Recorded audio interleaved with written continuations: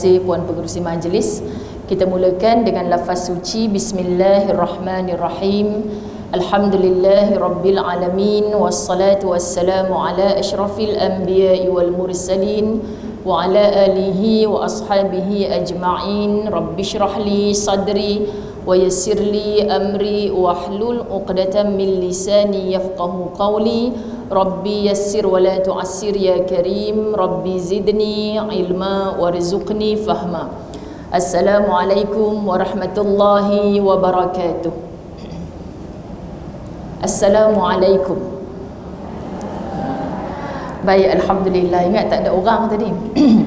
Baik, subhanallah, sahabat-sahabat muslimin muslimat dirahmati Allah. Saya juga sepertinya Puan Pengerusi tadi mengucapkan jutaan terima kasih yang tidak terhingga kepada pengerusi masjid, kepada seluruh ahli jawatan kuasa, sudah pastinya yang bertungkus lumus untuk membawa mengimarahkan rumah Allah Subhanahu Wa Taala dengan majlis ilmu, selain daripada solat berjemaah dan sebagainya, program-program kemasyarakatan.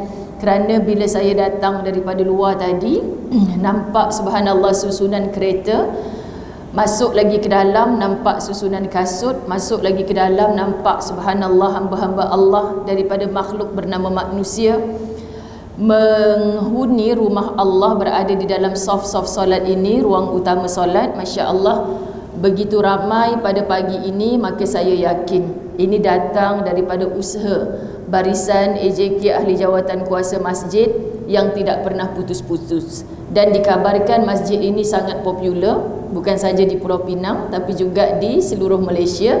Masya Allah, jadi saya tumpang berbanggalah dijemput pada pagi ini datang ke sini. Sebab suami saya Ustaz Azwan yang membesar di Penang pun cari-cari mana masjid lama yang papan dulu. Tak lawa masjid dulu tu, tapi sekarang sangat cantik. Jadi alhamdulillah, inilah dia hikmah daripada apa sahaja yang berlaku. Kehidupan kita ada peningkatan demi peningkatan. Masya Allah, kalau secara zahir pada pandangan mata kita yang dulunya buruk boleh diperindahkan, yang dulu lama sekarang kita diperbaharukan. Muslimin muslimat dirahmati Allah, apalah kiranya kalau kita menjadi hambanya Allah, daripada dulu tak baik sekarang kita menjadi hamba Allah yang baik. Dulunya kita mungkin merasa diri kita baik, tapi sekarang kita menambah baikkan lagi diri kita, insya-Allah. Kalaupun Allah matikan kita pada bila-bila masa sahaja, Allah pilih kita mati dalam keadaan yang baik. Untuk apa kita mati dalam keadaan baik, sahabat-sahabat muslimat dirahmati Allah? Kerana cita-cita kita adalah untuk menjadikan kenyataan berada, berhimpun, berkumpul di tempat yang paling baik, itulah di dalam syurganya Allah. Maka antara buku yang saya tulis lahirnya daripada awal kita dipaksa duduk di rumah, dalam suasana PKP Ramadan. Pada awal PKP dulu lahirlah sebuah buku bertajuk Angan-Angan ke Firdausi, yang mana kita tak nak jadikan Firdausi itu sebagai angan-angan semata, tetapi adalah sebagai kenyataan. Jadi apabila kita menyebutkan nak jadikan syurga itu sebagai kenyataan, realiti, bukan hanya disebut di lisan kita, perlukan mujahadah yang tinggi.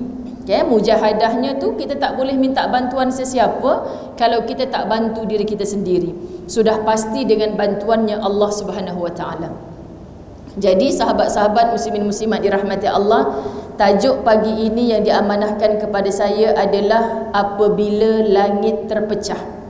Betul ke salah? Masya Allah, banyak sangat saya terlupa nanti. Betul kan tajuknya? Apabila langit terpecah. Jadi yang datang hari ni nak tahu pasal apa langit pecah. Pasal apa sahabat-sahabat muslimat dirahmati Allah? Pihak pengurusan masjid muslimat kita memilih apabila langit terpecah. Sampaikan saya berulang tanya kepada pihak pengurusan, apa sebenarnya yang nak Ustazah bahaskan pada pagi waktu duha ini adalah rupa-rupanya tentang bicara yang datang daripada ayat Allah, itulah dia surah Al-Insyiqaq.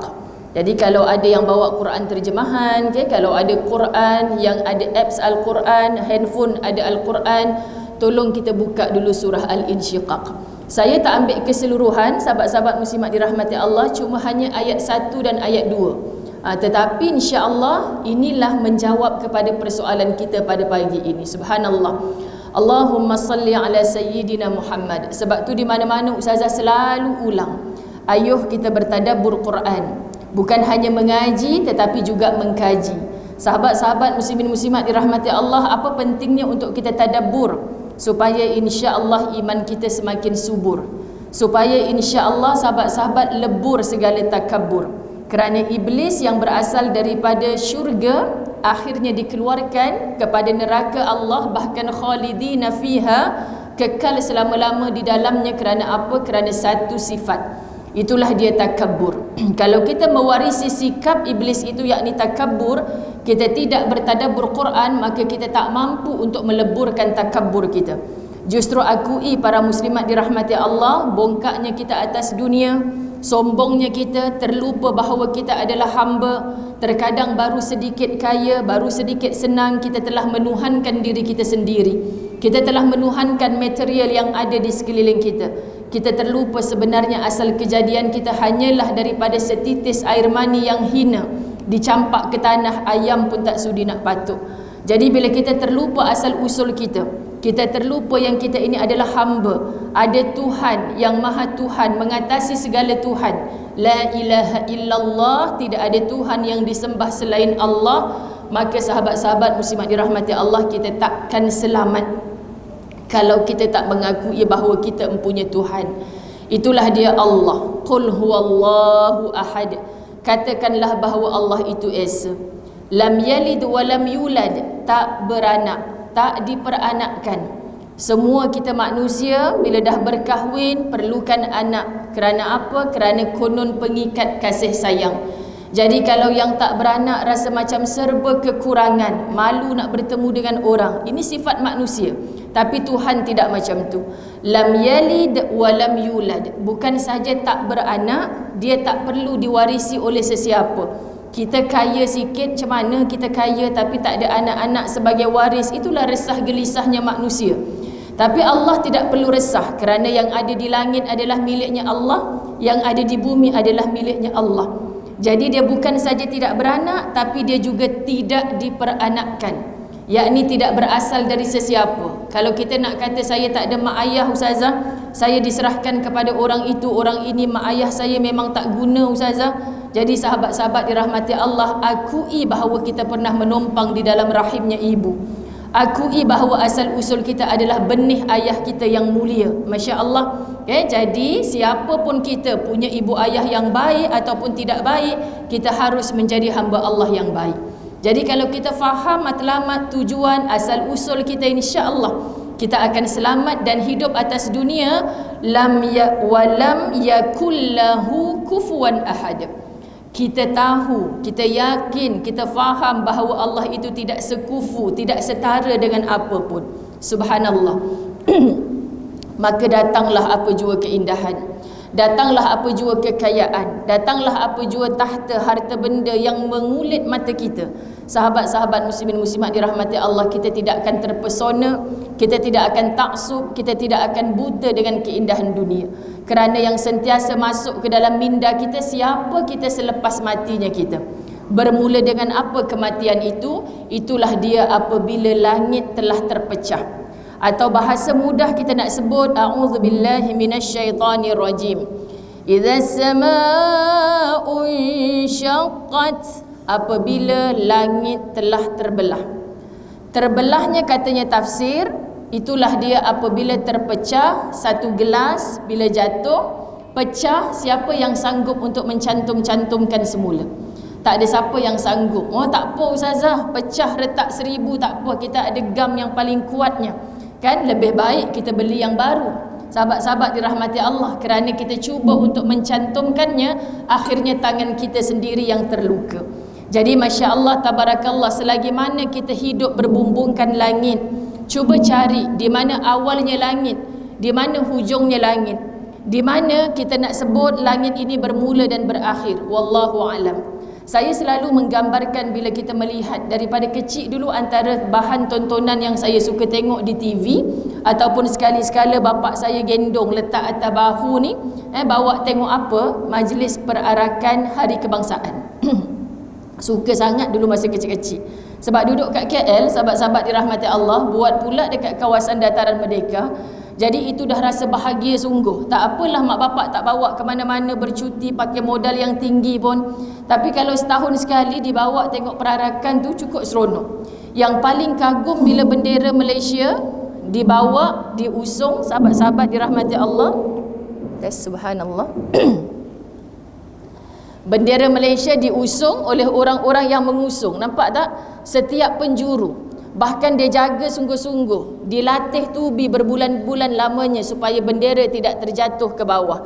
Jadi Masya Allah, kalau kita perhatikan itu baru bendera, hanya berapa meter kain yang dijadikan bendera. Cuba fikirkan bagaimana langit Allah yang tertegak tanpa tiang.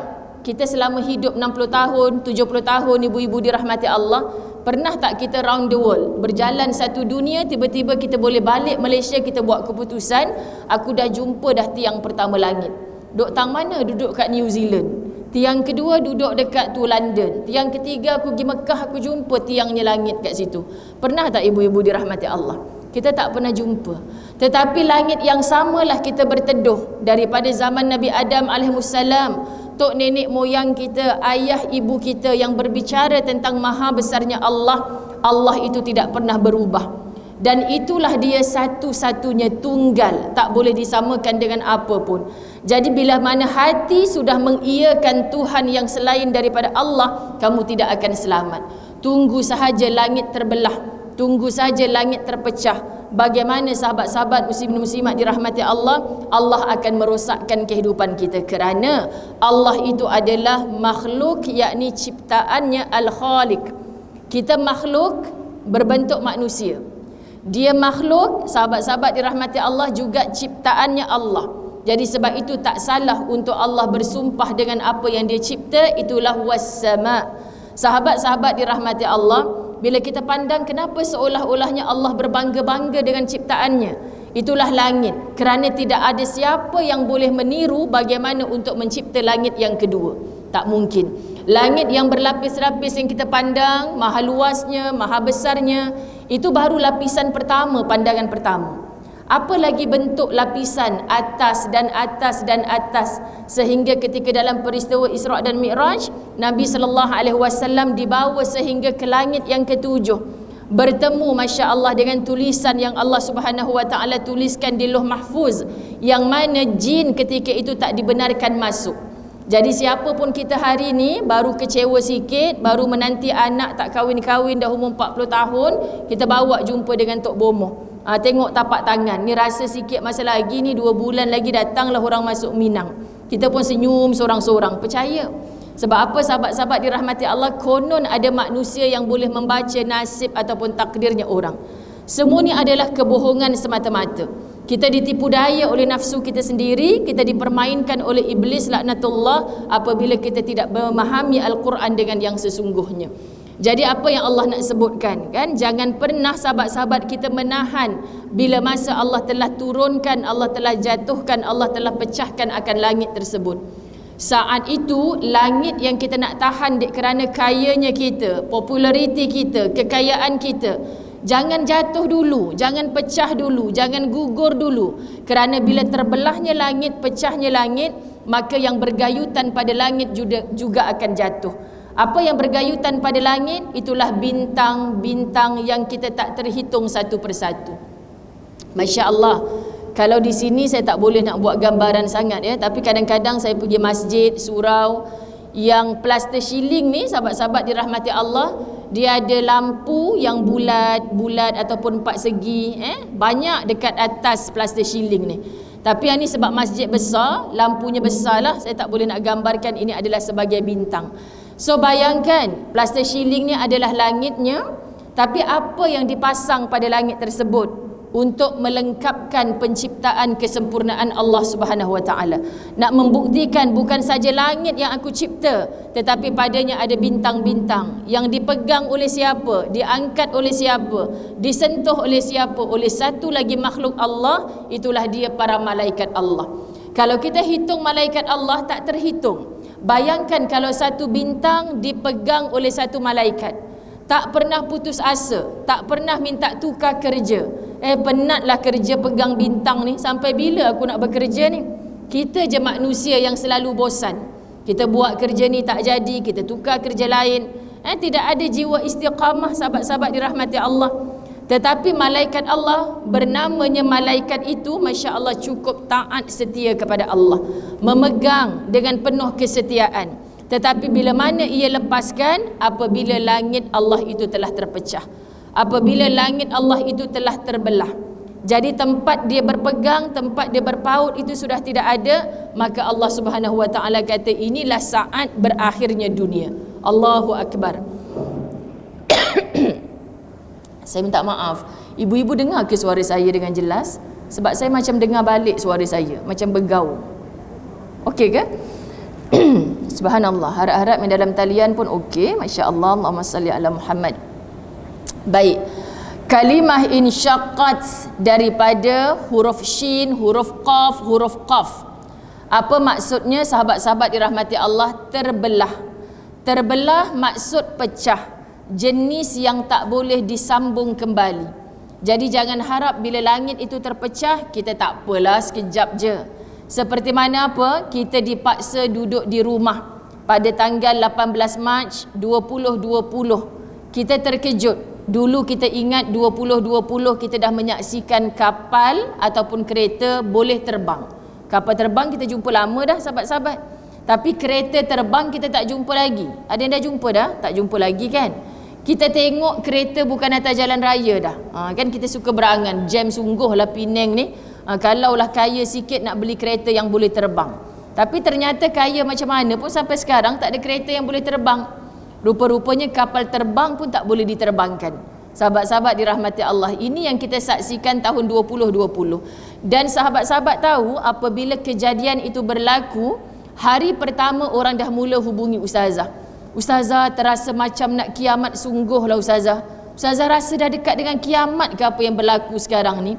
Tidak ada jawapan pada mana-mana ustaz-ustazah, kerana Nabi SAW pun tak ada jawapan bila hari kiamat akan berlaku.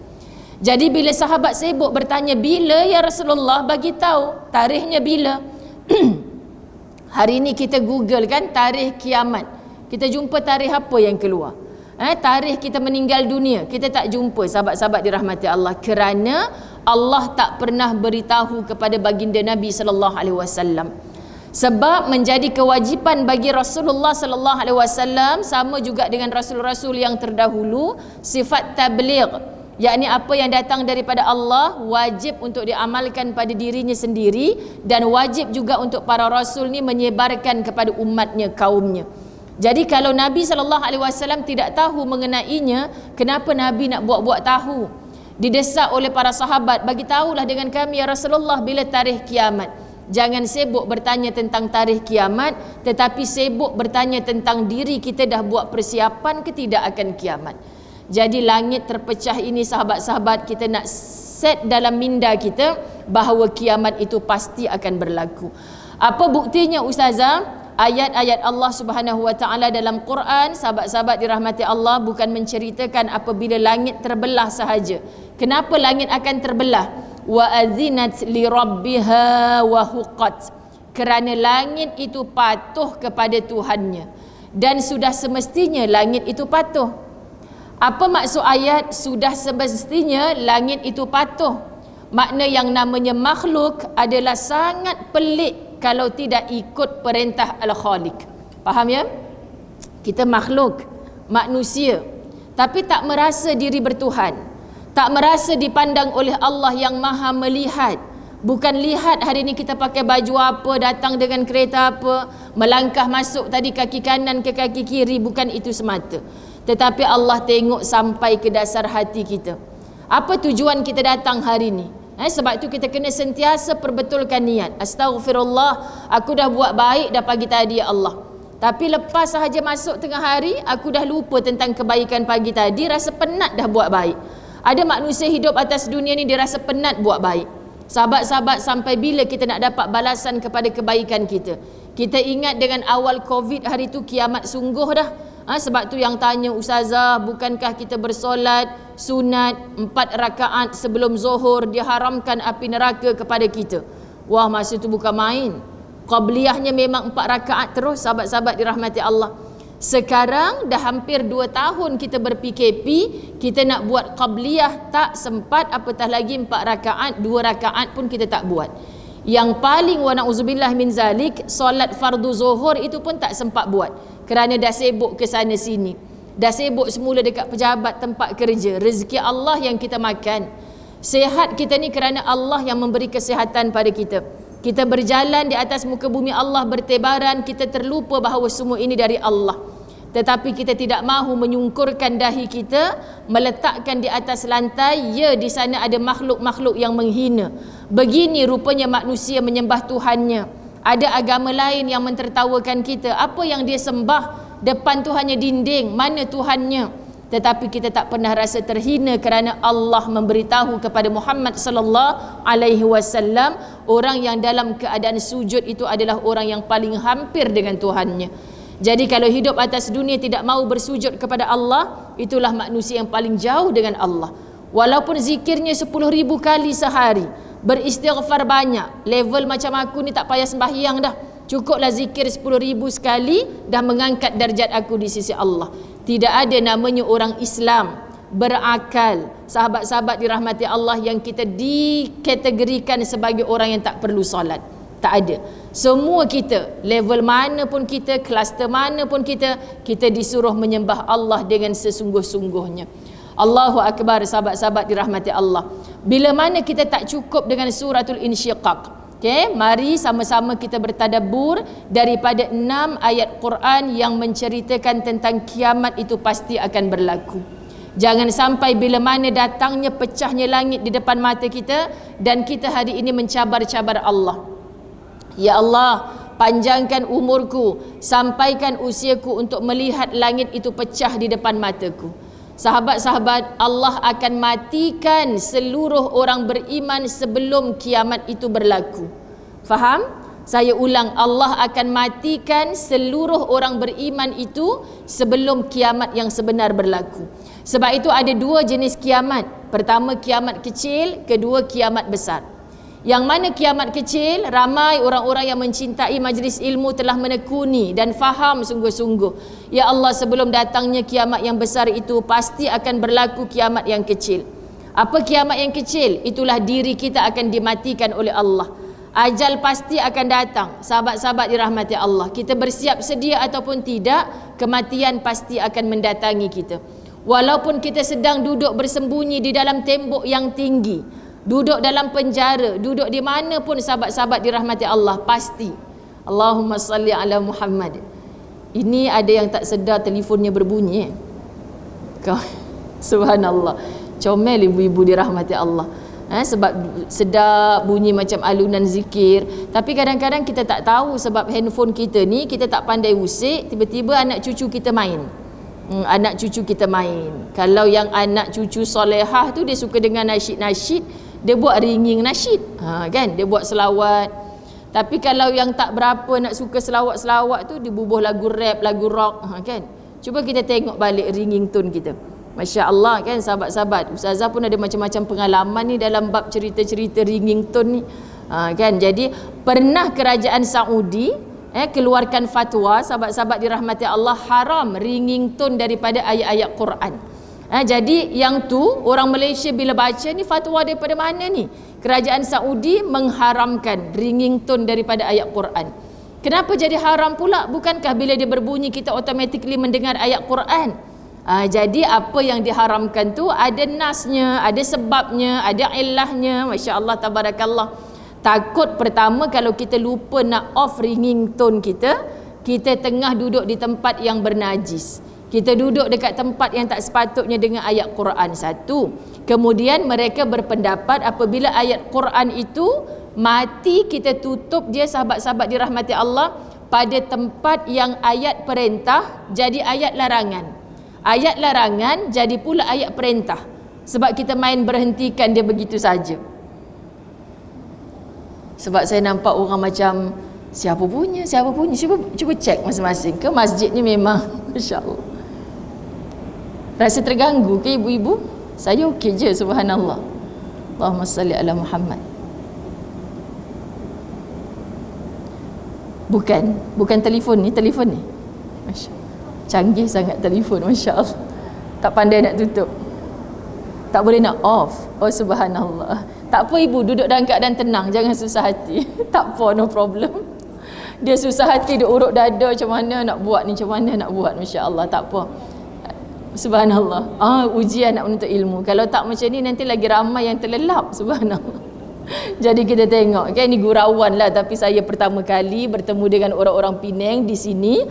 Sahabat-sahabat muslimin muslimat dirahmati Allah, bukan nak berkuliah sangat kalau pertama kali jumpa ni, tapi lebih untuk mencantum ukhuwah. Okay, saya biasa pimpin program-program Qiyamul Lail. Bila kita nak buat solat tasbih malam hari, sahabat-sahabat dirahmati Allah, kita pun pesan kan. Kita pesan lah, ni kalau yang dengar kuliah online Ustazah, dia tahu dah cerita ni.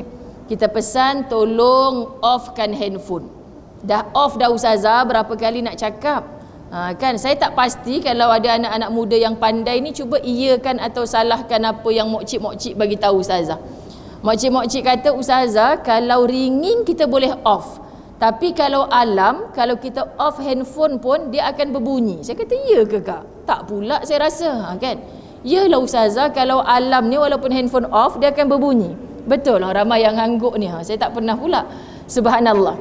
Jadi orang tu mungkin perasan handphone dia dah off, tapi sebab dia tekan alam, mak dia nak pergi rehlah dengan Ustazah pula. Ni mama ni nak Qiyamul Lail pukul 4 pagi, nanti mesti mama tak terjaga ni. Jadi kakak dah ubah dah ringing dia, alam dia macam mana. Jadi pada satu kejadian, sahabat-sahabat dirahmati Allah, itulah dia apabila malam kejadian kita baru dengan khusyuknya mengangkat takbir. Niat ni berqiyamul lail, nak solat tasbih sungguh-sungguh dengan bacaan subhanallah, alhamdulillah, wa la ilaha illallah, Allahu akbar. Tiba-tiba dengar bunyi siren yang begitu kuat. Saya dah lah malam pertama duduk dekat hotel tu, bunyi siren yang begitu kuat. Rupa-rupanya bunyi apa tu, bunyi apa? Rupanya menjerit-jerit alam handphone dia, wake up, wake up, wake up. Kan? Lepas tu dia diam sekejap, wake up lagi. Kita dah sujud, saya pun dah mula, apa benda ni ke? Ada emergency dekat hotel ni pukul 4 pagi, suram lampu, sahabat-sahabat dirahmati Allah. Kemudian bila kita sujud, elok je dahi cecah ke lantai, dia jerit lagi, wake up, lagi kuat. Bayangkan, mujurlah kuat sikit iman kan. Kalau iman tak kuat, memang saya dah lari dah. Jadi nak ceritanya, dia suruh solat, kan. Jadi kita kata tu bunyi alam, kita dah off handphone. Jadi Masya Allah, tabarakallah, ibu-ibu yang tak faham perkara ni tak payah risau. Cumanya bagi tahu dengan anak cucu, kamu jangan main-main ni, mak nak pergi duduk dekat masjid ramai-ramai orang, nanti ganggu orang lain. Jadi siapa kita? Dan sampai hari ni peristiwa tu saya tak cari, saya tak tanya siapa pemilik handphone yang berbunyi tu. Sebab kita faham rasa orang tu, dia bukan nak macam tu, tapi dia tak tahu. Allah sendiri bila orang tak tahu, tak dihukumkan berdosa atau bersalah. Tapi Allah suruh kita cari ilmu, sahabat-sahabat dirahmati Allah. Saya yang konon nampak segala online, nampak macam terror sangat, pun tak reti sangat. Jadi ibu jangan susah hati sangat. Okay, yang ni saya tahu telefon siapa sebab duduk depan Ustazah sungguh-sungguh. Okay, yang cerita hari tu saya tak tahu soft keberapa punya handphone. Saya tak tanya pun jemaah yang ramai-ramai tu, handphone siapa malam tadi, sampai sekarang saya tak tahu. Tapi ada pelajaran. Jadi pelajarannya apa? Bila mana kita rasa terganggu dalam solat, bila mana kita rasa perlu membatalkan solat. Contoh kan sahabat-sahabat, adakah kita boleh tiba-tiba saja membatalkan solat kita? Atau macam mana kita baru je angkat takbir, baru nak baca Fatihah, boleh tak kita stopkan bunyi yang mengganggu begitu ramai orang yang tengah solat ketika itu? Jadi Ustazah dah biasa dengan keadaan macam tu, teruskan saja solat. Sebab tu saya tanya, ibu-ibu rasa terganggu ke? Kalau tak rasa terganggu, kita teruskan saja. Jadi tuan badan cukup risau, susah hati, takut, Ustazah tak perlu minta maaf. Sebab perkara macam ni sahabat-sahabat dirahmati Allah kadang-kadang di luar jangka. Dan saya biasa bawa jemaah umrah Mekah Madinah. Sebelum PKP dulu, saya biasa je bawa jemaah untuk solat tasbih dekat depan ruang hadap dataran Kaabah. Sahabat-sahabat, kalau kita datang pukul 2 pagi, 2:30 pagi, tak ada larangan kita nak pimpin. Okey, sama ada nak buat secara berjamaah ataupun sendiri. Kadang ada yang pergi buat umrah tu tak pernah buat sama sekali seumur hidup solat sunat tahajud. Jadi sempat kita untuk bagi sedikit macam mana kaifiat cara-cara untuk menunaikan solat. Kalau buat secara jamaah pula pimpinan, mereka pelik lepas solat. Contoh 20 orang saya bawa, dalam 20 orang ni ada yang mengomel tak berhenti mulut. Kenapalah ustazah bising sangat, malam-malam pun nak buat kerja depa ni. Kan, duk kelentang, kelentung, tak senang saya nak solat, tak khusyuk. Tiba-tiba ada orang, ada bunyi ke tadi? Jadi Ustazah Zai belajar di situ, ada orang yang boleh khusyuk dalam solat walaupun pelbagai datang di keliling dia. Ada orang, sahabat-sahabat dirahmati Allah, sikit bunyi pun dia terganggu. Jadi sebelum kita menyalahkan segala bunyi yang datang, siapa aku yang sedang menyembah Allah ni? Macam mana kita nak menjemput khusyuk dalam solat kita? So sebenarnya sahabat-sahabat semua manusia tak sama. Jadi alangkah indahnya bila kita hidup ni menjadi manusia yang sentiasa berlapang dada. Okey, boleh terima ke? Bunyi dah berhenti ke belum? Dah berhenti. Mujur lagunya lagu selawat sedap. Okey, jadi sahabat-sahabat dirahmati Allah, jom kita buat catatan nota sikit. Yang pertama daripada surah Az-Zumar ayat 68. Surah Az-Zumar ayat 68. Ibu-ibu yang tak boleh merujuk Al-Quran, catatkan surah ayat yang keberapa, nanti kita perhatikan lagi. Kalimahnya berbunyi a'udzubillahi minasyaitonir rajim. Wa nufikha fis suri fasa'iqa man fis samawati wa man fil ardi illa man syaa Allah. Thumma nufikha fihi ukhra فَإِذَا هُمْ قِيَامٌ يَنْظُرُونَ. Dan ditiuplah sangkakala, maka matilah siapa yang di langit dan di bumi, kecuali siapa yang dikehendaki Allah. Bila ditiup sangkakala, ini tugasnya malaikat Israfil. Yang kadang-kadang anak-anak murid kecil saya tanya, senangnya ustazah tugas malaikat Israfil. 2 kali je seumur kali dihidupkan, 2 kali je. Pertama tiup sangkakala untuk mematikan seluruh yang hidup di atas muka bumi Allah. Kedua tiup sangkakala untuk menghidupkan kembali yang telah mati walaupun ribuan tahun. Jadi sekarang ni malaikat Israfil buat apa ustazah? Tu soalan. Ibu-ibu tak tanya soalan macam ni sahabat-sahabat. Kalau kita tanya anak-anak, Masya Allah, malaikat Israfil tu mana? Haci ustazah duduk goyang kaki je sekarang ni. Dapat gaji tak ustazah? Astaghfirullahalazim. Kalau anak-anak dilayan cara anak-anak. Makhluknya Allah bernama malaikat, sepaling taat manusia, makhluk yang diciptakan oleh Allah. Jadi kita jangan persoalkan malaikat Israfil tugasnya nampak ringan, sedangkan ketua kepada malaikat itulah malaikat Jibril. Sahabat-sahabat dirahmati Allah, berhak tak untuk kita katakan malaikat Jibril sekarang dah tak ada tugas apa-apa dah? Tak ada tugas apa-apa sejak Nabi SAW berhenti wahyu daripada Allah. Untuk Nabi SAW, malaikat Jibril tak ada tugas apa dah. Sedangkan malaikat Jibril tu adalah ketua. Kalau kita gambarkan logik akal, kita tak boleh menceritakan tentang kiamat, malaikat yang gaib yang tak nampak di mata kita mengikut logik akal. Tapi cara bercakap dengan anak-anak ni, anak-anak kecil, sahabat-sahabat dirahmati Allah, perlu analogi, satu perbandingan yang begini. Kita sebutkan apa? Kalau ketuanya dah tak bekerja, macam mana konco-konco staf bawahan ni nak bekerja? Jadi tak bolehlah nak mengarahkan saja. Jadi kerja utama mereka adalah mentaati Allah. Kita pun sahabat-sahabat dirahmati Allah, selagi mana kita punya akal, jangan berhenti untuk mentaati Allah. Dan yang Ustazah sebutkan tadi, kematian kecil bagi kita datangnya ajal, sementara kita ditiupkan sangkakala untuk dimatikan seluruh, kecuali siapa yang ada di langit dan di bumi yang dikehendaki Allah. Jadi setelah kiamat, antaranya siapa yang tak dimatikan oleh Allah, itulah dia malaikat Israfil. Kerana apa? Satgi nanti dia nak tiup lagi sekali sangkakala untuk menghidupkan semula. Siapa sahabat-sahabat dirahmati Allah? Kita. Untuk apa dihalau ke mahsyar Allah? Untuk apa dihidupkan semula? Untuk dilihat segala amal soleh yang kita lakukan ketika di dunia. Tiba-tiba sahabat-sahabat dirahmati Allah, mereka berdiri menunggu keputusannya masing-masing. Sedar-sedar kita sudah berada. Dulu bukankah aku telah mati? Allah hidupkan semula kita. Yang tak berhenti daripada mula pertama kita masuk ke dalam liang lahat, kalimah yang tak henti-henti penyesalan disebut oleh si mati adalah kalimah apa? Rabbirji'un, kembalikan aku ke dunia ya Allah. Untuk apa nak patah balik ke dunia? Yang dulu tak sembahyang, nak perbaiki solatnya. Yang dulu tak bayar zakat, tak bersedekah, nak bayar zakat, nak bersedekah. Yang dulu tidak sujud kepada Allah, sahabat-sahabat nak lama dalam sujudnya. Sebab tu minta kembali hidup walau satu saat. Untuk apa kembali hidup walau satu saat? Sahabat-sahabat, untuk bertaubat. Jadi tolong dalam sujud akhir kita, antara detik hati yang kita jangan tinggal, tolong ya Allah, matikan aku dalam keadaan sempat bertaubat nasuha. Tolong ya Allah, terimalah taubatan nasuha sebelum kematianku. Tolong ya Allah, kabulkan segala doa-doaku untuk mati dalam keadaan taubatku diterima. Apa sahaja bahasa yang kita mudah, apa sahaja bahasa yang kita boleh bercakap-cakap dengan Allah, tolong beritahu dengan Allah, sahabat-sahabat. Sebab Allah Maha tahu, kita tak perlu menjerit-jerit pun, tapi hati kita selalu ada salah sikit, dah buat kebaikan demi kebaikan, tiba-tiba orang tak ucap terima kasih pun kat kita, dah mula dah penyesalan. Kalau tahu baik tak payah tolong dia, baik tolong si Fulan tu. Jadi ikhlas sungguh tak pertolongan kita, ikhlas sungguh tak amal soleh kita, kalau kita sudah merasa penat dengan kebaikan-kebaikan yang kita lakukan. Masya Allah sahabat-sahabat, sekali dua kita boleh ikhlas, tapi kalau kita diuji bertalu-talu, bagaimana kita nak memujuk hati untuk ikhlas?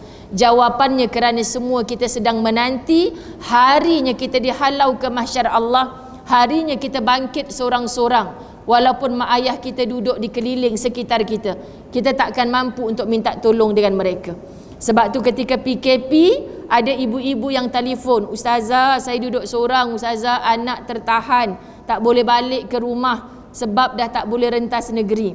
Duduk seorang-seorang. Jadi cik, jangan tinggal handphone dekat dengan acik ni. Tengah malam rasa sakit dada, telefon jiran. Anak jauh tak apa, tapi walaupun acik seorang-seorang, pandanglah ini sebagai satu latih tubi dari Allah, yang satu hari nanti kita akan tetap bersendirian." Faham tak ibu-ibu dirahmati Allah? Sebab tu sebelum kita berkeluh kesah kenapa PKP, duduk rumah, tak boleh pergi rumah anak, anak tak boleh datang, kita rindu dengan cucu-cucu, jom kita pandang yang baik dulu. Ya Allah, orang yang tak pernah hidup sendirian atas dunia, sahabat-sahabat dirahmati Allah, kalau dia tidak letakkan taqwa nombor satu kepada Allah, dia tidak ada latihan bagaimana nak hidup di alam barzakh seorang-seorang. Baru ni dalam cuti raya Cina, 4 orang sekeluarga mati serentak, dikebumikan dalam liang lahat. Bila malaikat mungkar nakir datang, tanya siapa Tuhanmu, tak tahu jawab, boleh tak saling bertolong bantu? Tak boleh tolong. Walaupun batu nesannya 2, yang duduk dalam tu adalah 4 orang. Contoh sahabat-sahabat, tak boleh bertolong bantu. Jadi ibu-ibu dirahmati Allah, dalam seorang-seorang tu apa ibu buat? Syukur Ustazah, daripada tak pandai Facebook, dah pandai Facebook, boleh dengar kuliah online. Syukur Ustazah, daripada tak pernah pandai order barang secara dalam talian, dah pandai dah. Betul tak ibu-ibu dirahmati Allah? Subhanallah. Dan ibu-ibu yang tidak bersendirian, rumahnya tiba-tiba jadi masjid. Tak lama lepas tu sekolah tak dibuka lagi, PDPR. Kita sebutkan apa, semua anak-anak kita belajar dalam talian. Yang duduk universiti kat dalam bilik, yang duduk college dekat ruang tamu, yang duduk ni temankan kita dekat dapur, handphone dekat depan, cikgu mengajar dalam talian. Rumah kita tak pasal-pasal jadi sekolah. Jadi kalau kita memandang yang besar dengan hikmah ini, sahabat-sahabat, kita terlupa derita yang seorang-seorang. Dulu Ustazah, acik tak hafal zikir ni, selawat ini tak hafal. Nak hafal selawat tafrijiyah tu Ustazah bertahun-tahun tak hafal. Tapi sebab duduk rumah seorang-seorang, hari-hari dengar, tengok tulisan, bila ustaz syarahkan tentang kelebihannya, saya jadi hafal hanya dengan 2 minggu duduk di rumah. Nampak tak ibu-ibu dirahmati Allah? Cari yang baik, kita akan terlupa keburukan-keburukan atau musibah yang datang. Allahu Akbar. Sebelum tarikhnya ajal kita sampai, sebelum langit terbelah, terpecah, sahabat-sahabat dirahmati Allah, tolong banyak mencari hikmah di sebalik musibah yang Allah hantarkan kepada kita. Itu pertama. Kedua, kita pandang suratul Qari'ah ayat 1 hingga ayat 5. A'udzu billahi minasyaitonir rajim. Al-Qari'ah, mal Qari'ah, وما أدراك ما القارعة يوم يكون الناس كالفراش المبثوث وتكون الجبال كالعهن المنفوش. Allahu Akbar. Ni yang tudung-tudung merah ni semua Quran di hatiku. Pinang warna merah kan. Kalau salah baca tegur saya, ibu-ibu dirahmati Allah, Masya Allah. Kalau Quran di hatiku ni tak boleh lawan dah, sahabat-sahabat dirahmati Allah. Saya buat program di mana, rumah-rumah ngaji di Melaka. Rumah ngaji sahabat-sahabat dirahmati Allah. Saya sebut pada mereka, ni rumah siapa asal usul ni? Rumah arwah sekian-sekian Ustazah, Alhamdulillah. Kan ramai orang-orang peninggalan rumah ibu ayahnya dibuat rumah ngaji, sahabat-sahabat dirahmati Allah. Jadi saya sebut bagus sungguh rumah ni, rajin mengaji. Dah rumahnya ngaji, tapi tuannya ngaji ke tidak? Tu kan. Kita buat sahabat-sahabat dirahmati Allah rumah ngaji, madrasah, ma'ahad, semuanya isinya Quran. Tetapi kita tidak hidup dengan Al-Quran tersebut. Ini satu parah, satu penyakit yang berbahaya. Jadi kita tengok suratul Qari'ah. Al-Qari'ah ini adalah salah satu daripada nama kiamat. Kita jumpa nama kiamat ni sahabat-sahabat dirahmati Allah dengan pelbagai nama dalam Quran. Antaranya adalah Al-Qiyamah.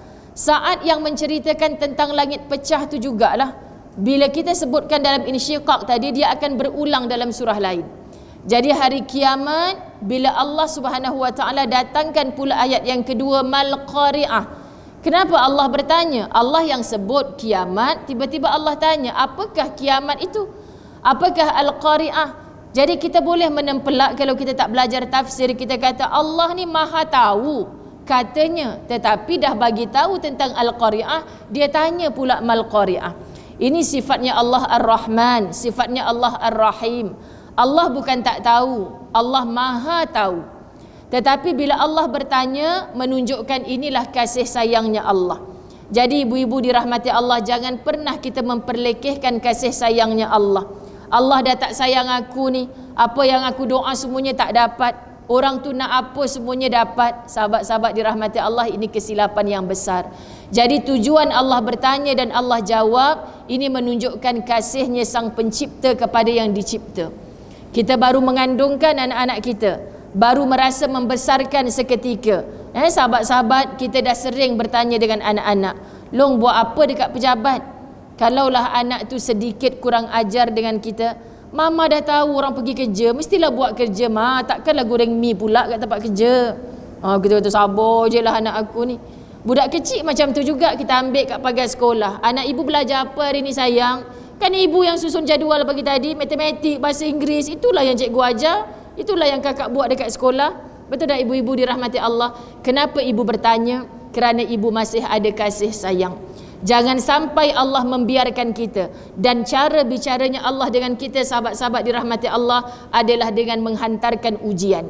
Selagi mana kita hidup, ujian takkan berhenti. Jadi ayat ni nak menceritakan, tolong faham, walaupun menceritakan tentang waktu yang sangat kritikal, itulah kiamat yang paling kita takuti, tapi Allah nak bercerita kepada kita betapa Allah sangat prihatin kepada seluruh hambanya. Tahukah kamu apa hari kiamat itu? Pada hari itu manusia seperti anai-anai yang bertebaran, dan gunung-gunung seperti bulu-bulu yang dihamburkan. Masya Allah, para imam kita yang faham ayat ini, sahabat-sahabat, bila sebut kalimah yaum, itulah maksud cerita pasal hari kiamat. Hari kiamat yang gambaran utama tadi langit terpecah. Hari kiamat yang gambaran utama tadi semua kita sudah tidak mengenal. Mak ayah duduk di sisi pun kita tak boleh minta tolong. Subhanallah, katanya ayat ini, yauma yakunun nasu kal farashil mabthus. Bergetar suara orang yang faham Quran bila membaca. Imam-imam Masjidil Haram akan menangis, teresak-esak suaranya. Kerana apa, sahabat-sahabat dirahmati Allah? Kita seperti kelkatu yang berterbangan, seperti anai-anai. Kenapa disebutkan jenis makhluk Allah yang halus, yang sayapnya, sahabat-sahabat dirahmati Allah, mudah gugur, mudah jatuh ke atas lantai? Kita tengok macam mana mereka berterbangan mencari cahaya, seperti berlaga antara satu sama lain. Yang jatuh kelihatan di mata kita adalah sayapnya yang berhamburan. Ini menunjukkan binatang ini adalah binatang kecil yang sangat halus, yang tak mampu berbuat apa-apa. Jadi kita yang tubuh besar ni, kita rasa macam sahabat-sahabat dirahmati Allah hebat sangat, menghentak-hentakkan kaki di dunia, lambang kesombongan hidup. Tetapi mereka, sahabat-sahabat dirahmati Allah, menyedari bahawa mereka ini adalah makhluk yang sangat lemah. Jadi tak ubah kamu ada pangkat, ada kedudukan, ada harta ketika di dunia. Bila datangnya satu al-yaum, hari kiamat itu kamu akan berterbangan, bertebaran seperti mana kelekatu yang mencari-cari arah. Jatuhnya adalah sayap-sayap yang telah terpisah daripada jasadnya. Allahu Akbar. Dan watakunul jibalu kal ahnil manfush, gunung-gunung seperti bulu yang dihambur-hamburkan. Ketika hidup di dunia, kita nampak nak pergi berjalan, kenapa sanggup pergi tempat jauh-jauh, berjalan kaki, mendaki gunung yang tinggi, semata-mata nak nampak view yang sangat cantik, semata-mata nak rasa bangga. Kita berkongsi orang lain tak sampai dekat puncak gunung ni, kita sampai. Rupa-rupanya gunung yang begitu besar, sahabat-sahabat dirahmati Allah, akhirnya nanti tak ubah seperti bulu-bulu yang berterbangan. Kita nak basuh kapet kita nak jemur sekejap di ruang yang panas. Sahabat-sahabat dirahmati Allah, kita ambil apa kalau yang mudahlah tanpa vacuum yang canggih-canggih ni, kita tepuk-tepuk dia. Kita nampak tak habuk-habuk yang berhamburan tu? Boleh tak kita pegang dengan tangan? Sahabat-sahabat dirahmati Allah, tak boleh. Maka gunung yang segah itu pun hanya boleh menjadi habuk ataupun debu-debu yang berterbangan, apatah lagi kita yang jauh lebih kecil daripada gunung tersebut. Inilah gambaran hari kiamat. Jadi orang yang beriman kepada Allah dan beriman kepada hari akhirat, hidup atas dunia ni tak takut lain, hanya takutkan bila Allah menunjukkan kekuasaannya. Allahu Rabbi. Jadi nak datang rasa ni macam mana? Soalan di TV Al-Hijrah pagi tadi, Ustazah, ada orang yang hafal Quran, ada orang ustaz, tetapinya Ustazah dekat luar baik, bila dengan isterinya tidak baik. Dia tidak seperti yang katanya Nabi SAW. Yang paling baik di kalangan orang-orang yang baik adalah yang paling baik dengan isteri, atau yang paling baik dengan keluarga. Isteri adalah isi keluarga kita. Kalau tak baik dengan pasangan, macam mana kita nak berlakon baik dengan orang-orang yang di luar? Kita penat, sahabat-sahabat dirahmati Allah. Jadi kebaikan yang sebenar adalah orang yang baik bila berada di sisi pasangannya. Kebaikan yang sebenar adalah apabila dia baik di dalam rumah tangganya sendiri. Sebab kita tak boleh berlakon dah. Masa bercinta boleh berlakon kan ibu-ibu dirahmati Allah? Sebab datingnya 2 jam, 3 jam, mak telefon tak balik lagi ke? Tak apa mak, masih study ni. Janji nak balik petang, malam tak balik lagi. Tak puas-puas. Dah balik sahabat-sahabat, duk WhatsApp lagi, senyum sorang-sorang. Mak kata dah makan ke belum, kenyang sebab dah dating dah tadi. Macam senyum ramai je ni. Dulu mana ada WhatsApp ibu-ibu, kita tak bercinta zaman tu. Kita sanggup pergi, bukan kita lah, subhanallah kan, dengan kita-kita lah pula dah. Jadi nak sebutnya apa, sanggup pergi kedai runcit berkali-kali. Mak nak beli tepung tak? Tadi kan dah mak suruh, buat-buat lupa. Tepung lupa nak beli mak. Dah balik beli tepung, gula lagi. Rupanya bercinta dengan anak kedai runcit tu. Sahabat-sahabat dirahmati Allah kan, sebab apa nak pergi banyak kali?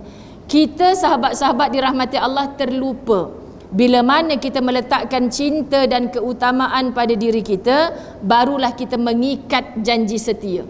Tapi kalau tidak ada janji setia, sahabat-sahabat dirahmati Allah, bagaimana kita nak katakan, ya aku cinta padamu? Tidak namanya cinta kalau tidak ada kesetiaan. Justru dengan Allah pun begitu. Surat cintanya Allah dah lama datang kepada kita, tapi kita tak rasa syok pun untuk membaca. Tapi surat cintanya sang kekasih, sahabat-sahabat dirahmati Allah, kita baca berulang kali sampai lunyai baca. Rindu buka baca, rindu buka baca. Tapi dengan Quran kita tak berulang-ulang kali. Sebab apa? Sebab kita tak cuba untuk faham. Jadi bila kita memahami Quran, insya-Allah ketakutan itu akan datang. Allahu Akbar. Saya bawa Suratul Zalzalah ayat 1 hingga ayat 8. Panjang Suratul Zalzalah ayat 1 hingga ayat 8. Bacanya saja sudah dengan rasa bergetar suara, bergegar rasanya sahabat-sahabat. Kalimah a'udzubillahi minasyaitanir rajim. Idza zulzilatil ardu zilzalaha wa akhrajatil ardu athqalaha. 2 ayat pemulanya apabila bumi digoncangkan dengan goncangan yang dahsyat dan bumi telah mengeluarkan beban-beban berat yang dikandungnya, dan manusia bertanya, mengapa bumi menjadi begini? Masya Allah, saya biasa bawa jemaah ke Aceh, sahabat-sahabat dirahmati Allah, melihat bagaimana tsunami, kesan-kesannya yang boleh kita lihat dengan mata. Allahu Akbar, sahabat-sahabat dirahmati Allah. Mereka menyatakan apa ketika gegaran berlaku ustazah? Kami semua bertanya-tanya, apa ini? Adakah sudah kiamat? Gempa biasa ataupun gempa luar biasa? Ini yang keluar di lisan mereka. Maknanya semua kita akan bertanya-tanya bila datangnya hari kiamat. Jadi sekarang kita tak pernah melalui. Kita baru datang satu fasa kecil, di negara ini berlaku gempa bumi, di tempat ini berlaku kesusahan, di tempat ini berlaku penderitaan. Adakah ini kiamat yang Allah nak tunjukkan kepada kita? Tak, belum lagi berlaku kiamat yang sebenar. Tetapi Quran datang memberi penjelas kepada kita. Pada hari itu bumi menceritakan beritanya, kerana sesungguhnya Tuhanmu telah memerintahkan yang sedemikian itu kepadanya. Pada hari itu manusia keluar dari kuburnya dalam keadaan yang bermacam-macam, supaya diperlihatkan kepada mereka balasan pekerjaan mereka. Allahu Akbar. Kenapa ada yang bangkit dengan tempang kakinya sebelah? Kenapa ada yang bangkit lidahnya terjelir keluar? Kenapa ada yang bangkit dengan wajah seperti kera? Kenapa ada yang bangkit dulu matanya celik tapi akhirnya di mahsyar matanya buta? Sahabat-sahabat, kamu dibangkitkan dengan siapa kamu ketika di dunia. Jadi kalau kita pandang diri kita sepertinya kita melihat suasana selepas mati, kita akan takut berbuat dosa. Jadi ingat sahabat-sahabat, bila saya berada di sebelah, kadang-kadang kita saling ziarah rakan asatiza. Ustazah Asma Harun baru datang ke utara minggu lepas ya. Okay, hari ini sepatutnya kami berkumpul di majlis perkahwinan anaknya Ustazah Hafizah Musa. Okay, tapi yang di Penang ke KL, sahabat-sahabat dirahmati Allah, saya pula datang ke Penang. Jadi minta maaf tak dapat nak join lah Kak Cik punya dapat menantu, sahabat-sahabat dirahmati Allah. Jadi nak sebutkan perkara ni, saya singgah ke tempat Al-Fadilah Ustazah Asma Harun. Dia pantang bila jumpa kawan-kawan ni, jom kita live sekejap. Saya kata penat dah ni, dah berminyak-minyak dah muka daripada pagi. Tapi atas permintaan sahabat saja, nak suka-suka berkongsi perkara manfaat. Soalan pertama dia tanya apa? Cuba ustazah ceritakan, kan macam mana kita nak jadi wanita solehah, dan bagaimana sebenarnya wanita solehah tu. Tuan Guru Syekh Zainul Asri pernah menyebutkan apa? Ni orang-orang utara dekat dengan para ulama di Kedah ni, ramai ulama, subhanallah, sahabat-sahabat dirahmati Allah. Kan kalau kita nak cari wanita solehah, antara faham maksud, cuba cari siapa yang suami dia paling baran sekali. Macam mana sahabat-sahabat dirahmati Allah? Kita pun kata, alamak ustazah, tunduk ni suami saya lah tu, tak payah cuit orang sebelah. Yang kau rasa macam romantis sangat tu, tunjuk kat Facebook tu, sebenarnya bila balik rumah panas baran sungguh tu. Tapi sahabat-sahabat dirahmati Allah, dia masih boleh bertahan sehingga hari ini. Cuba tanya pada dia apa rahsia? Jawapannya dah laki kita, ngadop sajalah. Faham ke tak faham? Kan? Takkan kita nak left group pula suami kita, sahabat-sahabat. Jadi yang masih bertahan dengan takdirnya Allah berjodoh dengan orang macam tu, cuba belajar daripada dia. Inilah sebenarnya wanita salihah. Tidak ada keluh kesah, halu'a, jazu'a, manu'a, tidak ada. Jadi apabila kita berhenti daripada keluh kesah, itulah sebenarnya cara mudah untuk mendapatkan title solehah. Sahabat-sahabat, manusia hari ini tidak tahan dengan ujian. Manusia hari ini tak boleh diusik kehidupannya. Maka apabila berlaku ujian, cengkaman hidup, mereka angkat kaki, tinggalkan sahaja. Sanggup kadang-kadang anak ditinggalkan. Kenapa anak ditinggalkan, ibu-ibu dirahmati Allah? Kerana dia merasa beban. Ni pagi tadi dalam TV Al-Hijrah cerita sahabat-sahabat, sanggup tinggalkan anak kerana isteri berlaku curang. Jadi bila dah dewasa, dah tua, baru ibu ni bertaubat kepada Allah. Bapa pula mengajar, jangan pergi dekat mak, sebab mak kamu tu dulu perempuan jahat. Sedangkan Allah mengampunkan hambanya, Nabi mengampunkan umatnya. Siapa kita untuk tidak memaafkan? Perkara maaf yang paling sukar untuk kita sebut. Jadi sahabat-sahabat dirahmati Allah, sebelum langit pecah, kemarin kuliah saya sebut, tolong jangan mati dalam keadaan kita ada musuh di atas dunia. Boleh ibu-ibu dirahmati Allah? Cuba angkat tangan semua. Takut ada yang dah tidur ni. Cuba angkat tangan semua. Angkat tangan. Tak payah tinggi sangat. Kan angkat tangan. Letak kat dada. Kan sahabat-sahabat. Tengok diri sendiri, jangan tengok orang lain. Letak kat dada. Ya Allah, kita nak mati dalam keadaan sama sekali tak ada musuh. Siapa yang tak ada musuh tu kita. Apa bukti orang tak ada musuh? Dia tak ada benci pada orang lain. Jatuh tangan ibu-ibu dirahmati Allah. Tidak ada benci, tidak ada marah kepada orang lain. Kan, kalaupun orang lain menyucuk-nyucuk kita, kalau aku jadi hang, aku memang dah bakar rumah dia. Kalau aku jadi hang, aku takkan maafkan dia. Ini batu api yang datang sekeliling. Soal orang tak suka kita, memusuhi kita, benci kita, itu hal dia. Tapi kita jangan pernah benci orang. Jangan pernah memusuhi orang. Jangan pernah tak memaafkan orang. Kalau ini bersih daripada hati ibu-ibu dirahmati Allah, biar kita kata dulu saya tak tutup aurat ustazah, sekarang saya dah bertaubat, baru 3 tahun je pakai tudung. Ya Allah, kalaulah Allah matikan saya 3 tahun lepas, saya mati dalam kemurkaan Allah. Tahu tu bukan tak tahu, tapi sebab dulu hidayah tak kuat sahabat-sahabat. Allah beri dah hidayah, tapi kita tidak ada taufik, kekuatan untuk melakukannya. Maka hari ini kita telah berbuat. Syukur Allah panjangkan usia kita dalam taubat. Masya Allah. Jadi kita nak sebut pada diri kita, kita solat bukan punca utama kita masuk syurga. Kita bayar zakat, kita pergi haji berkali-kali bukan asbab kita masuk syurga. Sebab Allah tak tengok aktsaru amala, amal yang banyak. Tetapi Allah tengok ahsanu amala, amal yang paling baik. Dalam amal yang baik ini, mana mungkin kita kata kita baik kalau kita perasan baik, aku yang betul, orang lain salah. Maka sahabat-sahabat, semua orang yang berbuat salah kita benci, kita sakiti hatinya. Sahabat-sahabat dirahmati Allah, akui pada diri kita sendiri. Kalau kita mati dalam keadaan kita masih ada musuh atas dunia, ada orang yang kita benci, ada orang yang kita marah, ada orang yang kita sakiti, tunggulah sakitnya barzakh yang menjadi tempat transit kita, yang ditangisi oleh Saidina Uthman apabila melihat kubur, berada di perkuburan, jatuh air matanya. Lalu sahabat bertanya, wahai Uthman, bila Rasulullah menyebutkan tentang neraka, engkau tak menangis seperti ini, tapi bila menyebutkan tentang kubur, kenapa engkau menangis? Kerana orang yang tak selamat di kubur takkan selamat setelah dipindahkan daripada alam kubur. Sahabat-sahabat dirahmati Allah. Jadi macam mana kita nak didatangi oleh orang yang baik-baik ketika jenazah kita diusung? Siapa yang akan datang, yang akan mendoakan kita adalah orang yang kita hidup ini kita himpun dalam kebaikan. Percayalah, kalau kita mati, kawan-kawan kita adalah kawan-kawan yang bermaksiat. Mereka mungkin datang ziarah kematian kita, tapi nak baca Quran tak tahu. Kalau datang pun dalam keadaan yang berpakaian tidak sempurna, menutup aurat. Kita tak mahu orang yang datang menziarahi kita dalam keadaan demikian.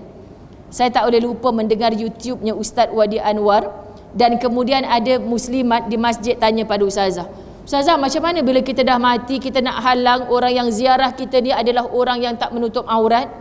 Sebab Ustaz Wadi cakap macam tu adalah menjadi hak tuan rumah untuk menghalang orang yang datang ni adalah orang-orang yang betul-betul menutup aurat sempurna, yang menghadiahkan doa, yang menghadiahkan bacaan Quran. Halang orang-orang yang datang ziarah jenazah ni adalah orang yang hanya berbicara tentang maksiat kepada Allah. Macam mana kita nak dapat sahabat-sahabat? Kita dah mati. Kita tak boleh kata engkau tak tutup aurat, jangan datang ziarah jenazah aku. Tak. Tapi macam mana kita nak himpun? Saat hidup, tolong banyak bergaul dengan orang-orang yang taatkan Allah. Walaupun kita tahu kita bukan orang baik, cari pergaulan yang baik-baik. InsyaAllah bila matinya kita didatangi, diziarahi, didoakan oleh orang yang baik-baik. Jadi ibu-ibu dirahmati Allah, nak dapat kebaikan ini dia bermula dengan kita. Biar orang tak suka kita, kita jangan tak suka orang. Biar orang benci kita, kita jangan benci orang. Saya tak benci dia ustazah, tapi dia fitnahkan saya, dia cakap kat semua orang saya benci kat dia. Jangan takut hidup dalam kata-katanya orang, tapi bersihkan hati. Allah tahu aku bukan benci dia. Orang yang tak benci tidak akan memfitnah tuhmah orang. Orang yang tak benci tidak akan kecam mengecam di lisannya. Orang yang penuh dengan kasih sayang, ketika dekat dulunya kita bersalam berdakapan, ketika jauh kita saling mendoakan. Walaupun pertemuan hanya sekali seperti hari ini. Ustazah tak tahu bila nak datang lagi kan sahabat-sahabat dirahmati Allah. Tapi sekali berukhuwah, wujudkan rasa kasih sayang kerana Allah. Kita bertemu hari ini dalam Raudatul Jannah, kita ada cita-cita nak jumpa lagi di dalam jannah yang sebenar. Masya Allah, kalau kita punya nawaitu yang macam ni, kita pandang orang semua baik. Orang datang, Ustazah jangan rapat sangat dengan si fulan tu, dia tu sebenarnya Kak minta maaf, saya tak nampak buruknya. Tapi bila orang datang bercakap tentangnya, tolong hati-hati. Sebab takkan bergoyang pokok tanpa angin. Bukan untuk kita canangkan keburukannya, tetapi untuk kita berwaspada, berhati-hati. Sahabat-sahabat dirahmati Allah, panduan hidup jelas. Sebab sebelum kita menantinya langit terpecah terbelah di hadapan mata kita, sesungguhnya jaminan Allah orang beriman akan dimatikan dulu supaya tidak terkejut dengan kejadian kiamat yang menakutkan. Bayangkan kiamat yang menakutkan, unta yang sedang bunting pun boleh gugur kandungan dengan serta-merta. Katanya para ulama, sahabat-sahabat, rahim yang paling kuat antaranya adalah rahimnya unta. Susah untuk keguguran, tapi sekali bergegar bumi Allah kerana datangnya kiamat, unta yang sedang bunting pun boleh jatuh anaknya tiba-tiba. Apatah lagi manusia yang sedang mengandung. Jadi hari ini kita sebut, jangan minta untuk melihat, ya Allah panjangkan umur aku sampai aku melihat langit tu terbelah. Panjangkan umur aku sampai aku melihat kiamat tu berlaku depan mata aku. Ini antara ciri-ciri manusia yang sombong. Allahu Akbar. Yang keempat, ni pukul berapa nak habis ni? Pukul 3 petang boleh? Insya-Allah boleh. Subhanallah. Okay, jangan menzalimi peha dan pinggang kita, sahabat-sahabat dirahmati Allah. Sebab duduk saya seorang, subhanallah, dengan ibu-ibu yang mulia duduk atas kerusi, tak rasa sangat. Tapi yang duduk atas lantai ni macam mana? Rasa nak exercise berjemaah ke? Kan? Saya tak apa melunjuk kaki, tak apa sahabat-sahabat, tapi kita jagalah muslimat dirahmati Allah. Okay, kalau kita duduk di soft depan, kalau guru kita yang mulia kat depan, jangan arah ke depan. Kan duduk di balik tiang. Sahabat kita yang mulia halang dengan beg. Sebab siapa Ustazah Kak bangun pergi duduk luar, kawan ni takkan datang lagi dah majlis ilmu. Kau tak tahu berapa lamanya aku duduk ni, sakit kaki ni, sakit pinggang semua.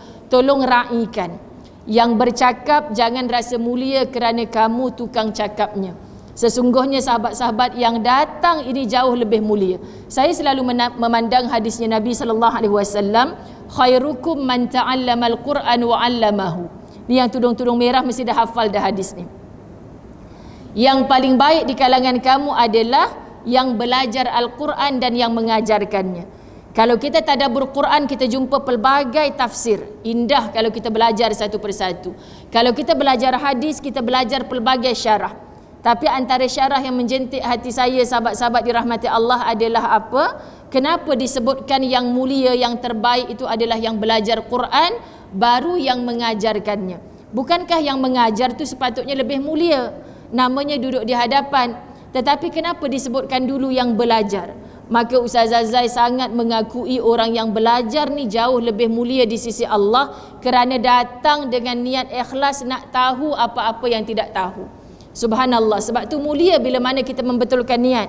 Tapi yang datang untuk mengajar takut kerana jadual aku ni, ikutkan malas nak mengajar ni. Sahabat-sahabat dirahmati Allah, kalau kita tak betulkan niat. Saya selalu berbincang dengan rakan-rakan asatizah, muliakah kita di sisi Allah bila mana Allah menyebutkan ta'muruna bil ma'ruf wa tanhauna 'anil munkar. Allah suruh kita mengajak, perintahkan kepada kebaikan. Semua ibu-ibu boleh buat kan? Bebel ke anak, kenapa tak sembahyang? Sembahyanglah. Kenapa tak tutup aurat? Tutup auratlah. Sahabat-sahabat, anak jiran kita selalu, jom sayang malam ni anti nak buat kenduri. Mai datang awal sikit kita baca Yasin sama-sama. Semua orang mudah mengajak kebaikan. Tetapi untuk mencegah kemungkaran, termasuk rakan-rakan pendakwah, saya akui sahabat-sahabat, pernah tak kita ketuk pintu rumah jiran? Kak, selagi anak akak tak pakai tudung, tolong jangan bagi keluar, neraka ni tempat. Boleh tak cakap dengan jiran macam tu sahabat-sahabat? Kita rasa macam kita nak duduk seperti kera sumbang ke? Kita tak mampu buat macam tu. Ada kaedah lain untuk kita melembutkan hatinya. Ada kaedah lain untuk kita berbicara dengan lebih mulia.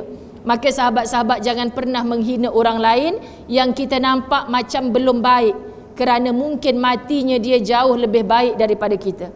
Hatta terkadang orang yang belajar jauh lebih mulia daripada orang yang mengajar.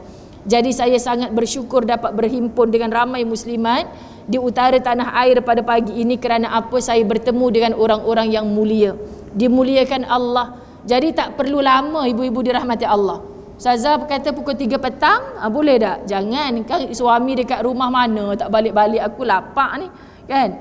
Jadi kalau jadi isteri yang macam ni dinanti oleh suami, kita tak balik-balik lagi, jangan rasa solehah sangat ibu-ibu dirahmati Allah. Kan sebab tanggungjawab kita tu di sana. Suami bagi izin dah pukul berapa kuliah? 9.30, 10.30. Takut jam, takut kawan ajak minum bang, paling lewat pun pukul 12 lah. Jangan sampai pukul 1. Kadang-kadang kita yang cari isu sahabat-sahabat dirahmati Allah, tapi mengadu dekat ustazah, suami saya tu tak boleh pakai ustazah. Rupanya siapa punca? Kan sebab tu kuliah dengan Ustaz Zai, pimai-pimai tang tu kita pula yang rasa dilempang, bukan suami kita yang kena. Ustazah ni selalu diskriminasi, orang perempuan je yang kena, orang lelaki tak kena. Tak, sahabat-sahabat, yang salah di sisi Allah tetap salah. Jom kita ambil lagi satu ayat surah Al-Ahzab 63. A'udzubillahi minasyaitonirrajim. Yas'alukan nasu 'anis sa'ah قل إنما علمها عند الله وما يدريك لعل الساعة تكون قريبا. Manusia bertanya kepadamu tentang as-sa'ah. Sahabat-sahabat, tadi kita belajar hari kiamat namanya juga Al-Qari'ah. Sekarang nama hari kiamat juga adalah as-sa'ah. As-sa'ah, sahabat-sahabat dirahmati Allah, salah satu daripada nama kiamat. Katanya Allah, katakanlah sesungguhnya pengetahuan tentang hari berbangkit, yakni hari kiamat itu hanya di sisi Allah. Ini jawapan bila orang bertanya, bila kiamat? Tsunami dah berlaku, pandemik Covid dah berlaku, tapi tak kiamat-kiamat pun lagi ustazah. Allahu Akbar. Kita mencabar Allah, sahabat-sahabat. Dan tahukah kamu wahai Muhammad, boleh jadi hari berbangkit itu sudah dekat waktunya. Maksud daripada zaman Nabi Muhammad menerima ayat ini, Allah dah cakap macam tu. Bayangkan berapa ribu tahun dah. Kalau kira tahun, kalau kira bulan, sahabat-sahabat dirahmati Allah, kata-kata ini datang daripada Allah. Jadi tak perlu kita timbulkan isunya bila akan berlaku, tetapi Allah kata ia sangat dekat. Dekatnya bila? Setiap kita, kaum demi kaum, ditukarkan oleh Allah, tetapi umat Nabi SAW selamat, takkan digantikan dengan kaum yang lain. Kita adalah umat Nabi Muhammad SAW, layak mendapat syafaat baginda Nabi SAW, layak bangkit di mahsyar Allah untuk dipimpin oleh Nabi SAW, meneguh air daripada telaga Kausar, menghilangkan dahaga yang selama-lamanya. Kita bertanya, layak tak kita untuk duduk bersama Rasulullah sallallahu alaihi wasallam? Kerana apa sahabat-sahabat dirahmati Allah? Bila kita minta kepada Allah untuk layak mendapat syafaat Rasulullah, tanya berapa kerap lisan kita berselawat kepada Nabi sallallahu alaihi wasallam. Tanya berapa banyak sunnah Nabi yang kita tiru dalam kehidupan. Nabi bagi kepada kita free saja daripada Allah, qabliyah, ba'diyah. Yang ini pun kita tak mampu nak buat, sahabat-sahabat. Bahkan mulut kita mudah-mudah sunat je yang kau bising sangat, kenapa? Orang boleh buat, ucapkan tahniah, tiru perbuatan mereka. Kita tak mampu buat, jangan perlekehkan orang yang mampu buat. Sahabat-sahabat dirahmati Allah, ada banyak sunnah Nabi yang kita tak mampu buat. Akui sahaja, seringan-ringan kita meletakkan kayu siwak di gigi kita. Orang Penang biasa buat ke? Kalau ramai boleh buat pun tak semua dalam ni, faham? Sebab itu bukan cara hidup kita. Tapi jangan sekali-kali menafikan dan membenci. Aku benci tengok orang duk letak kayu sugi dekat mulut dia, pengotor. Siapa yang kita hina? Nabi Muhammad sallallahu alaihi wasallam.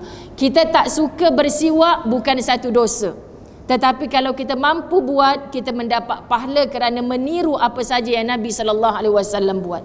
Saya ulang, kita tak suka sunnah Nabi, kita tak berdosa, sahabat-sahabat. Tapi kalau kita mampu buat, kita menambah pahala. Yang itu kita tak boleh buat, kita cari sunnah yang lain. Jangan kita tak mampu buat, sahabat-sahabat, kita tinggal semua yang namanya sunnah. Bermakna kita bukan benci sunnah, tetapi kita benci siapa pembawa sunnah, itulah Nabi Muhammad sallallahu alaihi wasallam. Sebab itu sebab dada bila kita menyatakan Nabi Muhammad diperlekehkan. Kita duk kata sahabat-sahabat bila dengar orang kafir lukis gambar Nabi, campakkan wajah Nabi, nama Nabi dalam tandas di flash, kita marah. Beramai-ramai naik spanduk, jangan caci maki Nabi Muhammad, itu Rasul kami. Kemudian berlaung azan, Allahu Akbar, Allahu Akbar, hayya 'alas salah, ajak kita solat. Bertempiaran, masuk masjid pun tidak. Solat berjemaah pun kita tak suka. Sahabat-sahabat dirahmati Allah. Jadi sunnah Nabi yang mana kita nak ikut? Allahu Akbar. Ini yang kita kadang-kadang rasa malu untuk mengaku umat Nabi sallallahu alaihi wasallam, kerana kita tidak memperjuangkan sunnah Nabi seperti mana sahabat Nabi bersungguh-sungguh.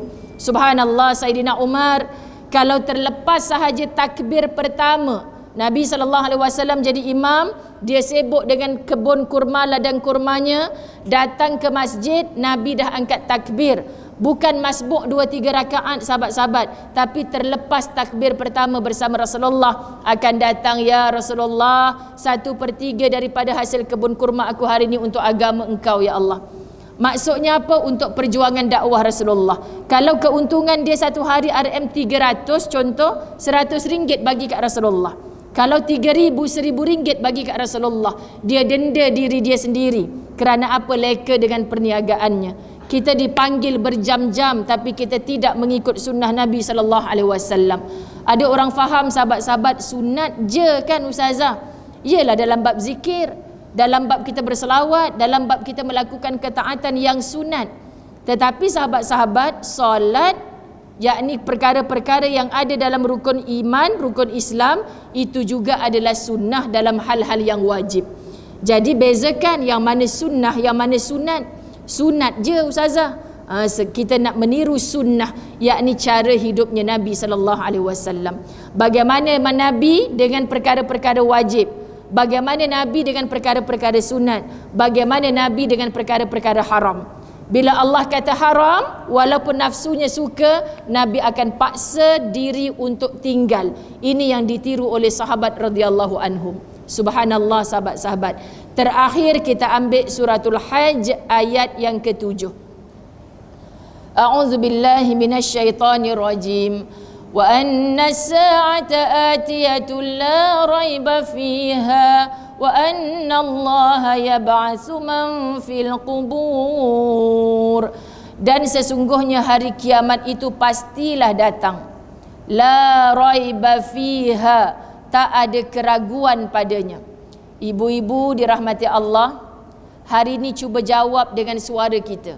Kita gemakan masjid ni, Masya Allah. Yakin tak kita bahawa as-sa'ah, yakni hari kiamat tu pasti datang, ibu-ibu dirahmati Allah? Yakin tak kita ibu-ibu dirahmati Allah? Yakin. Orang yang yakin mendorong dirinya untuk taat kepada saat itu didatangkan oleh Allah.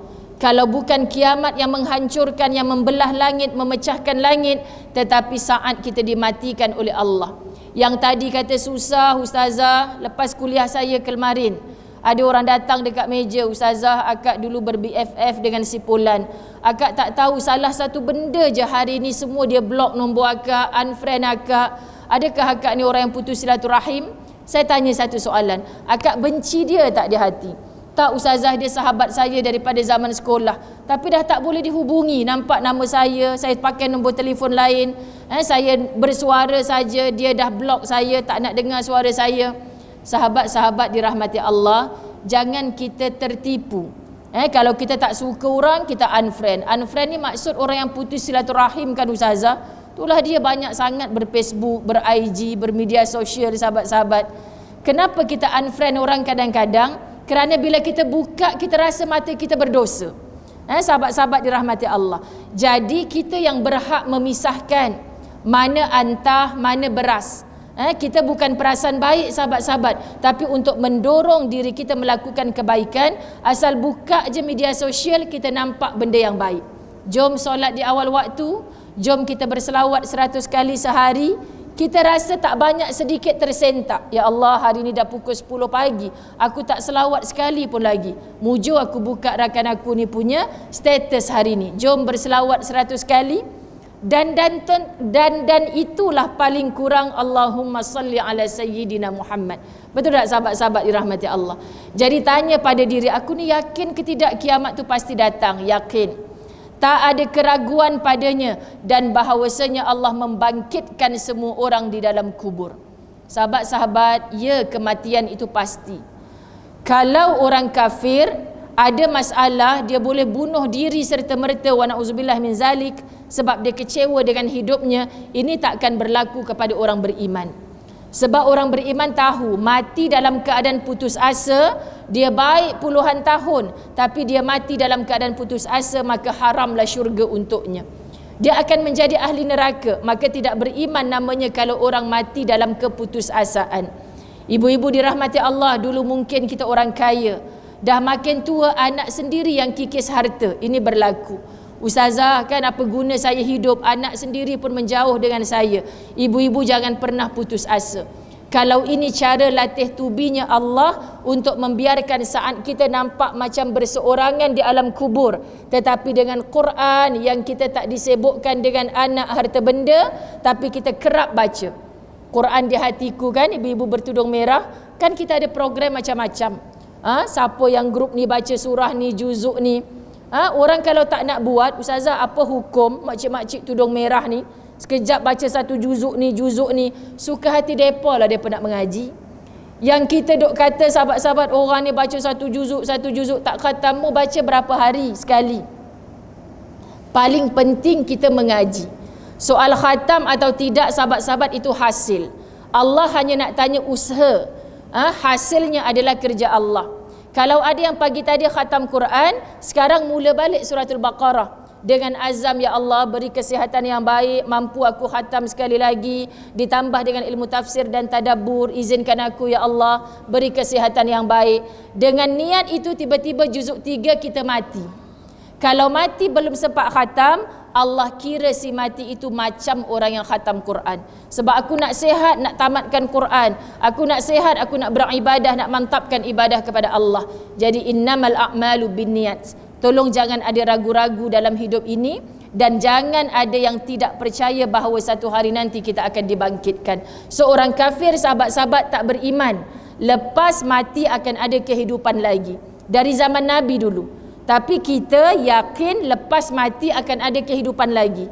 Jadi jangan takut dengan mati, tapi takut dengan apa? Siapa aku selepas dibangkitkan kembali.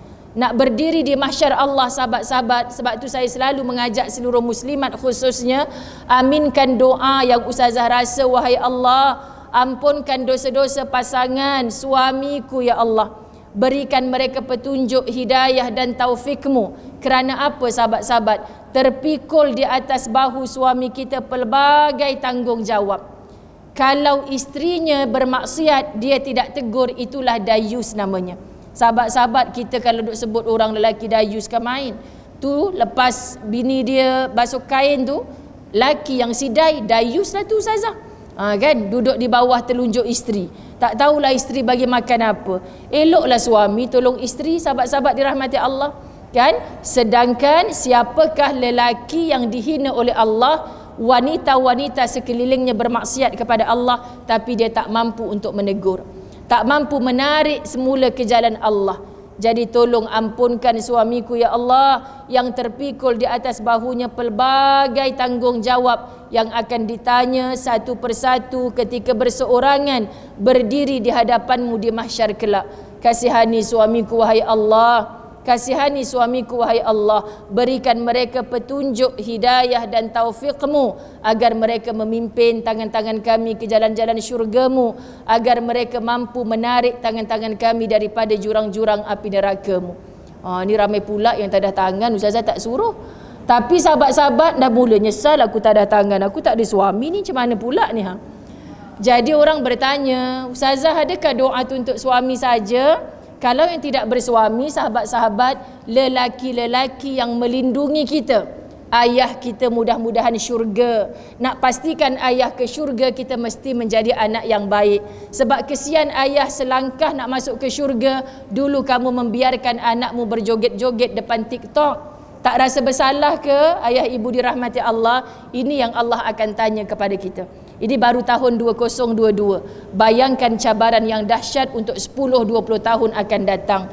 Jika hidup tanpa iman, jika hidup tanpa mempercayai bahawa langit yang kita junjung pun akan pecah, langit yang kita junjung pun akan runtuh, langit yang kita junjung pun akan terbelah, apatah lagi orang yang berlindung di bawah langit tersebut. Jadi sahabat-sahabat, moga Allah tunjukkan jalan keluar dari setiap permasalahan. Moga Allah pimpin hati kita kepada perkara-perkara yang penuh dengan kebenaran. Jadi ketepikan semua soal-soal dunia kalau merasa diri tidak bertuhan. Maka tolong hidup atas dunia walau berat mana segala ujian. InsyaAllah pilihlah berdamai dengan takdir. Pasti kita tergolong di kalangan orang beruntung dan orang yang menang. Tapi kalau kita memilih berperang dengan takdir yang Allah berikan, kitalah yang akan kalah dan kitalah yang akan tewas. Itulah dia kerugian yang sebenar. Jadi ampun maaf zahir batin. Terima kasih atas pertemuan perhimpunan kita pada pagi ini. Sahabat-sahabat, saya sayang semua kerana Allah dalam perpisahan yang sementara ini. Jom kita saling mendoakan. Jumpa ustazah kat mana-mana, jangan segan nak tegur. Orang Penang kata segan pi bagan, betul tak? Sahabat-sahabat dirahmati Allah. Saya lagi rasa segan kalau saya datang satu tempat pasal apa tak ada orang nak tegur. Jadi saya seronok sahabat-sahabat berukhuwah dengan anda yang tak tersebut satu-satu namanya, khususnya kepada pengurusan masjid, kepada AJK, Quran di hatiku, siapa sahaja yang bersama-sama kita pada hari ini. Saya sayang semua kerana Allah. Jom kita niatkan kita jumpa lagi di dalam jannah Allah yang sebenar. Amin. Wabillahi taufiq wal hidayah. Assalamualaikum warahmatullahi wabarakatuh.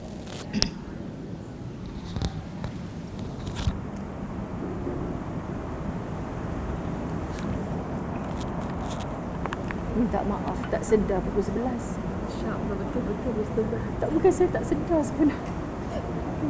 Allahu Akbar.